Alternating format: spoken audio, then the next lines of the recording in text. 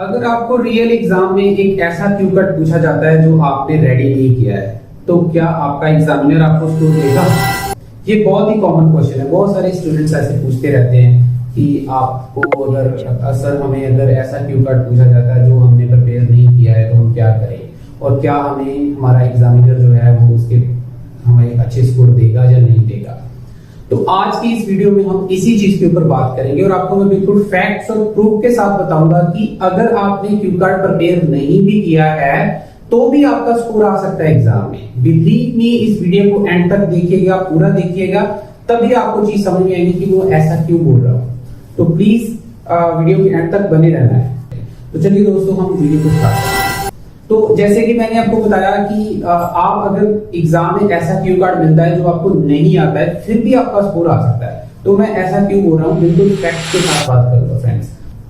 इस क्वेश्चन का जो आंसर है वो आईडीपी खुद देती है। आईडीपी और ब्रिटिश काउंसिल, दो ऑर्गेनाइजेशन है, आपको पता है, वो आईएलटीएस का एग्जाम कंडक्ट करती हैं। और वो ये जो क्वेश्चन है कि हम आउट ऑफ द टॉपिक बोलते हैं या अगर हमें कोई ऐसा क्यू कार्ड आता है जिसके बारे में हमें नहीं भी आता है, तो अगर हम उसको बोलते तो क्या हमें हमारा एग्जामिनर जो है वो हमें बैंड देगा या नहीं देगा। तो इसका आंसर आईडीपी खुद ही देती है और ब्रिटिश काउंसिल वाले भी इसका आंसर खुद ही दे रहे हैं आपको। लेकिन आप लोगों से बहुत सारे लोग ऐसे होंगे जिन्होंने कभी भी ऐसा कभी ध्यान ही नहीं दिया इस चीज की तरफ। तो चलिए दोस्तों, हम स्क्रीन पे चलते हैं, आपको बता रहा हूँ कि ऐसे जो है वो क्यों मैं ऐसा बोल रहा हूँ। तो फ्रेंड्स, आपको स्क्रीन के ऊपर एक बैंड डिस्क्रिप्टर नाम का एक पोस्टर जो है वो नजर आ रहा होगा। उसमें क्लियरली आपको मेंशन किया गया है कि आपको 5 band, 6 band, 7 band, 8 band, 9 band क्यों दिए जाते हैं। और जैसे कि आपको पता है कि स्पीकिंग में 4 ही पैरामीटर होते हैं, और जो सबसे पहला पैरामीटर है उसका नाम है फ्लुएंसी एंड कोहेरेंस। दूसरा पैरामीटर जो है उसका नाम मैंने पिछली वीडियो में भी बताया था, वोकैबुलरी होता है। तीसरे वाला जो है ग्रामेटिकल रेंज एंड एक्यूरेसी, और जो लास्ट आपका पैरामीटर है उसका नाम है प्रोनाउंसिएशन। तो हम बैंड 7, बैंड 8 और बैंड 9 की बात नहीं करेंगे। हम बैंड 5 से लेके 6 और 6.5 तक अगर कोई स्टूडेंट टारगेट कर रहा है तो उसके लिए ये वीडियो बहुत इंपॉर्टेंट है। तो बैंड 5 और बैंड 6, इन दोनों में क्या डिफरेंस है? अगर फ्लुएंसी और कोहेरेंस की हम बात करें तो बैंड 5 और बैंड 6 में क्या डिफरेंस है, ये चीज आप ध्यान से सुनिए। Usually maintains flow of speech but uses repetition, self correction and और slow speech of keep going. ठीक है, ऐसे आपको स्क्रीन पे नजर आ रहा होगा। दूसरा बुलेट पॉइंट अगर आप देखें ध्यान से तो उसमें लिखा हुआ may over use certain connectives and discourse markers. तीसरा पॉइंट उन्होंने लिखा है produces simple speech fluently but more complex communication causes fluency problem. तो ये सारे का अगर मैं समरी बोलूं तो इसका मीनिंग सिंपल ये है कि जो 5 जिसको दिए जाते हैं उसको इसलिए 5 बैंड दिए जाते हैं क्योंकि उसका जो फ्लो ऑफ स्पीच है वो इतना अच्छा नहीं होता, वो बहुत सारी रेपिटेशन करता है, सेल्फ करेक्शन करता है, और जो कैंडिडेट जिसको 5 बैंड दिए जाते हैं। ठीक है जी। उसी तरह से अगर हम 6 वाले की बात करें उसमें उसने क्लियरली पहली लाइन में आपको नजर आ रहा होगा, वहां पे लिखा है is willing to speak at length though may lose coherence at times due to occasional repetition, self correction और हेजिटेशन। यस, तो इसका मीनिंग ये है कि मतलब जो 6 बैंड वाला स्टूडेंट है उसको 6 इसलिए दिए जाते हैं क्योंकि वो बोलने में इंटरेस्टेड है, वो चाहता है कि मैं मैक्सिमम बोलूं।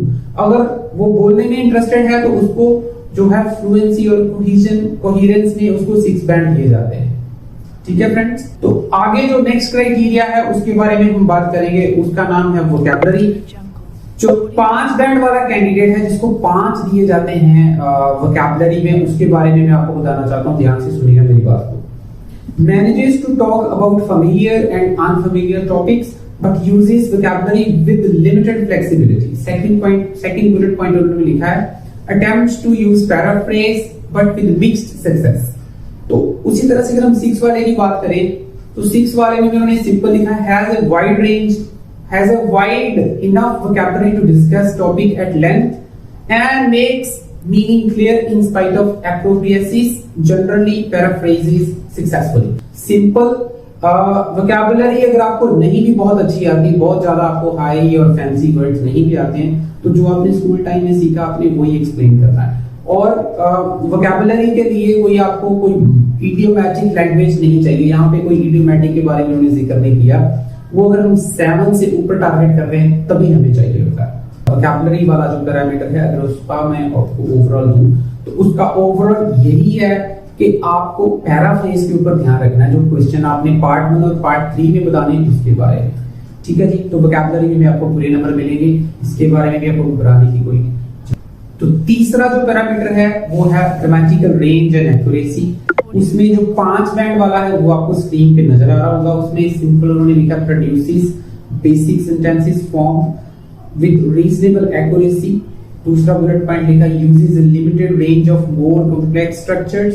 तीसरा पॉइंट लिखा है but these usually contain errors and may cause some coherent comprehension problems.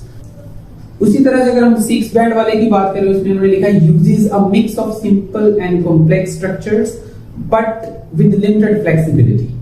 और दूसरे वाले में उन्होंने लिखा है may make frequent mistakes with complex structure though these rarely cause comprehension problems. तो सिंपल सी बात है कि अगर आपको क्यू कार्ड में अगर आप 15 या 20 सेंटेंस या 25 सेंटेंस बोल रहे हो, उसमें से अगर 4 या 5 सेंटेंस अगर आप कॉम्प्लेक्स बोलते हो और आपको ग्रामर में 6 बैंड मिलेंगे अगर आप जो है मोर देन 20% सेंटेंसेस अगर आपके कॉम्प्लेक्स हैं। तो कॉम्प्लेक्स सेंटेंस के लिए भी हमने एक अलग से वीडियो बना रखी है, अगर आप उसको देखना चाहते हो तो डिस्क्रिप्शन में आपको लिंक मिल जाएगा। 7 बैंड कैसे लेने उसके ऊपर भी वीडियो बना रखा है, और ट्रू फॉल्स नॉट गिवन के ऊपर वीडियो बना रखा है, लिस्ट ऑफ हेडिंग के ऊपर वीडियो बना रखा है। तो सारी वीडियोस के लिंक है फ्रेंड्स, वो आपको डिस्क्रिप्शन में मिल जाएगी। तो नेक्स्ट क्राइटेरिया की बात करते हैं। जो लास्ट क्राइटेरिया है, जो लास्ट हमारा पैरामीटर है स्पीकिंग का, वो है pronunciation. Pronunciation is nothing. Pronunciation चाहे वो 5 बैंड है या 6 बैंड, इसको आपको डिफरेंशिएट करने की जरूरत नहीं है। वो सिर्फ मैंने इसलिए डिस्प्ले किया है कि आप लोग मेरे से क्वेश्चन करोगे कि सर आपके पास क्या प्रूफ है, ऐसा बोल रहे हो। तो प्रोनाउंसिएशन में सिर्फ ये है कि आपके जो वर्ड्स हैं वो क्लियर होने चाहिए। इसमें एक्सेंट का कोई रोल नहीं है कि आपका ब्रिटिश एक्सेंट होना चाहिए, आपका कोई अमेरिकन एक्सेंट होना चाहिए। जो भी आपका एक्सेंट है that is okay, fine, no problem at all. बस ये है कि आपके जो वर्ड्स हैं वो क्लियर होने चाहिए, एग्जामिनर को अच्छे से समझ में आना चाहिए आप क्या कहना चाहते थे। तो ये आपको प्रोनाउंसिएशन में पूरे मार्क्स। तो ये सारी चीजों का निचोड़ एक ही है। ये सारी चीजों का अगर हम ध्यान से देखें तो जो आपका फर्स्ट पैरामीटर था जिसमें उन्होंने फ्लुएंसी और कोहेजन, जिसमें उन्होंने फ्लुएंसी और कोहेरेंस के बारे में लिखा है, तो उसमें सिंपल सी बात है कि आपको फ्लुएंट होके बोलना है, कॉन्फिडेंटली बोलना है। यहाँ पे कोई भी ऐसा क्राइटेरिया नहीं है जैसे कि राइटिंग में होता है, अगर आप आउट ऑफ द टॉपिक जाते हो तो आपके मार्क्स कटते हैं, आपको जो है टास्क रिस्पॉन्स में नंबर नहीं मिलते। लेकिन ऐसा स्पीकिंग में बिल्कुल भी नहीं है। स्पीकिंग में आपको जो है फ्लुएंटली, कॉन्फिडेंटली रेपिटेशन नहीं करनी है, सेल्फ करेक्शन नहीं करनी है, और आपको पूरे नंबर इसमें 6 तक तो आराम से मिल जाएंगे। तो अगर आप 2 में से 6 ले लेते, जैसे प्रोनाउंसिएशन में 6 लेने कोई मुश्किल नहीं है, और जो हमारा फ्लुएंसी और कोहेरेंस वाला जो पार्ट है उसमें 6 लेने कोई मुश्किल नहीं है। तो अगर इन दोनों में 6 ले लेते हो और बाकी के दो जो पैरामीटर, वैसे तो आप ग्रामर में भी अच्छे नंबर ले सकते हो।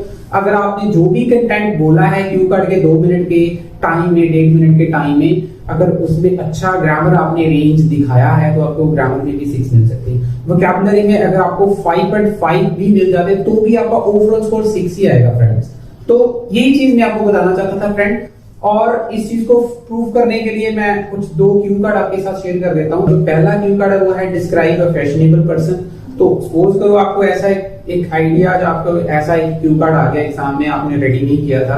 ऐसा तभी होता है, जैसे मैंने आपको बताया, जैसे क्यू कार्ड का सेशन चेंज होता है, जैसे सितंबर टू दिसंबर 2022 अभी जो क्यू कार्ड नए रिसेंटली ऐड हो रहे हैं, तो जिनका एग्जाम है फर्स्ट वीक में, वो वाले स्टूडेंट बहुत ज्यादा टेंशन, उनको टेंशन लेने की कोई जरूरत नहीं है। आपको सिंपली जो भी क्यू कार्ड आपने रेडी किए हैं पिछले वाले पार्ट में, उसके साथ भी आप जा सकते हो। तो जैसे मैंने आपको बता रहा था कि फैशनेबल पर्सन के ऊपर आपको बोलना पड़े, तो आपको क्या करना है, अब यहाँ पे इस टॉपिक को इंट्रोड्यूस करवाना है एग्जामिनर को कि आपका उस बंदे के साथ क्या रिलेशन है, ठीक है। उसी से भी आपके 30 सेकंड निकल जाएंगे, और उसके बाद आपने उसकी जो फैशन देखो, बहुत वाइडर कॉन्सेप्ट है फ्रेंड, उसमें आप बहुत सारी चीजें बोल सकते हो। जैसे कि आप बोल सकते हो उसकी हॉबीज के बारे में बोल सकते हो, और उसकी हॉबीज में आप लेटेस्ट चीजें बताओ, जो लेटेस्ट हॉबीज लोगों की चल रही है, जैसे इंटरनेट सर्फ करना चल रहा है, ठीक है, सोशल मीडिया पे वीडियोस डालना, ये भी आजकल जो है फैशन चल रहा है। तो इसके अलावा आप जो है वो दूसरी उसकी हैबिट्स, जैसे आप कपड़ों के बारे में थोड़ी बहुत बात कर सकते हो, थोड़ी उसकी ईटिंग हैबिट्स के ऊपर बात कर सकते हैं, वो रिसेंटली जो है वो नए नए खाने खाता है एज ए फैशन, ठीक है।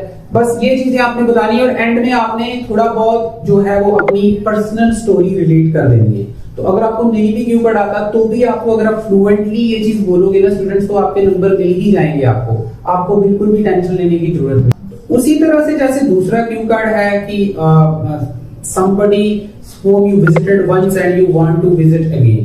तो देखो बहुत सारे स्टूडेंट यहाँ पे फिर से कंफ्यूज हो जाएंगे कि मैंने ये वाला क्यू कार्ड रेडी नहीं किया है। आपको रेडी करने की जरूरत भी नहीं है। अगर आपने सिर्फ ये चीज बोलनी है कि आप कोई भी फ्रेंड, कोई भी आपका अंकल, उसको चूज कर लो और बोलो कि आप उसके घर गए हो और उसका घर आपको कोई प्रोड्यूस करने की जरूरत नहीं है। आप अपना घर एक्सप्लेन कर सकते हैं, आपके घर में क्या क्या चीज अवेलेबल है।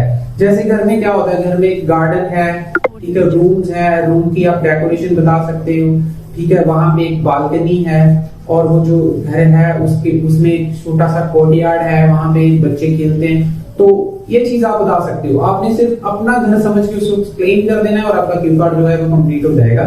और थोड़ा सा आपने एंड में जाके फ्यूचर के बारे में बात कर देनी है कि मैं वहां पे जाने में क्यों इंटरेस्टेड हूँ। तो अगर आप इतना भी बोल दोगे ना, फ्लुएंटली बोलना है, बस ये चीज कंडीशन ये है कि थोड़ा फ्लुएंटली आपने बोलना है, उसमें रेपिटेशन और रिकरेक्शन और पॉजेस, हेजिटेशन वगैरह थोड़ी कम होनी चाहिए। अगर ये चीज बोल देते हो तो आपका जो है वो क्यू कार्ड पूरी तरह से आपको अच्छे नंबर मिलेंगे, ये मैं गारंटी देता हूँ। तो थैंक यू फ्रेंड्स, और इस वीडियो को शेयर कर दीजिएगा। अगर आपको ये वीडियो इन्फॉर्मेटिव लगी है तो प्लीज इस वीडियो को शेयर कीजिएगा और लाइक कीजिएगा और चैनल को सब्सक्राइब कर लीजिएगा, क्योंकि आने वाली वीडियो जो है वो बहुत ज्यादा इन्फॉर्मेटिव होने वाली है और आपको इसके रिगार्डिंग अपडेट्स मिलते रहेंगे। Thank you so much. I wish you all the best.